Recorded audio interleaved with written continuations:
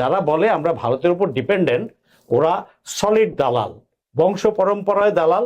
ভারত যারা বলতো যে ভারত ছাড়া চলবে না, বরঞ্চ এটা তাদেরকে শিখান যে ভারতের আমাদেরকে ছাড়া চলবে না, ভারত ছাড়া আমরা চলতে পেরেছি, এটা প্রমাণ করেছি। আমাদের দেশে যে ভিতরের দালালরা আছে এরা একটা বড় শত্রু, ভারতের চেয়েও বড় শত্রু। ভারত চিরশত্রু, একমাত্র শত্রু। এটা প্রতিটা বাঙালির মাথায়, বাংলাদেশির মাথায় রাখতে হবে। প্রতিটা মা সন্তান জন্মের সাথে সাথে আপনারা শিখাবেন ভারত আমার একমাত্র শত্রু। সকল দলগুলোকে আমি বলছি, সকল দলগুলোর উদ্দেশ্যে বলছি, আপনার দেশ না থাকলে আপনি কি নিয়ে রাজনীতি করবেন? আপনার দল প্রেমের আগে আপনি দেশপ্রেমকে আপনার হৃদয়ে জায়গা দেন, আপনার মাথায়। আপনি যদি দেশপ্রেমিক না হইতে পারবেন তাহলে আপনি দল প্রেমিকও হইতে পারবেন না, কারণ আপনি দলে ধান্দাবাজির জন্য গেছেন, খাচ্ছেন। আপনি রিয়েল দেশপ্রেমিক আপনাকে হইতে হবে। আপনার নেতা বা নেত্রী যদি দেশপ্রেমিক না হয়, ওখানে আপনি বাইরে সোজা কইরা তাকে দেশপ্রেমিক বানান, যে আগে দেশ তারপরে তুমি। এটা করতে হবে, আমাদের প্রতিটা জনগণকে করতে হবে। আচ্ছা, আমাদের মিডিয়াকে সঠিক পথে আসতে হবে ফেরত। আর যদি না আসে, জনগণকে দায়িত্ব নিতে হবে মিডিয়াকে কিভাবে সঠিক পথে আনা যায়।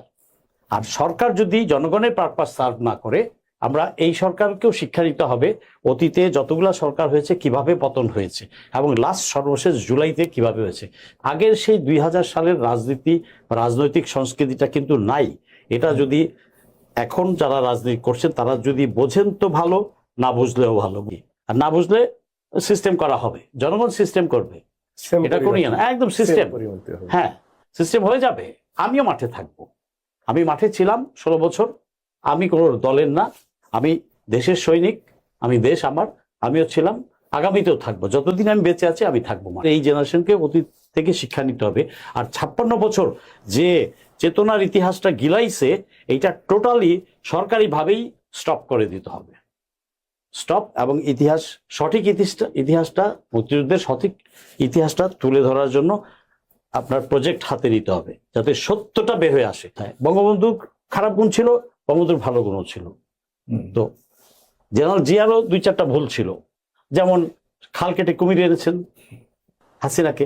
তো জনাব তারেক রহমান সাহেবকে আমি বলবো, আমরা আপনাকে ভালোবাসি, আপনি শহীদ রাষ্ট্রপতি জিয়াউর রহমান এবং ম্যাডাম খালেদা জিয়ার সন্তান। আমি দুইজনকেই ব্যক্তিগতভাবে শ্রদ্ধা করি। ম্যাডাম খালেদা জিয়ার কাছে আমি বহুবার গিয়েছি। আমি বলতে চাই, আপনি পিতামাতার আদর্শ ধরে পুরো জাতিকে এক করে সামনের দিকে আগান, পুরো জাতির ভালোবাসা আপনি পাবেন, সাথে পাবেন। আমি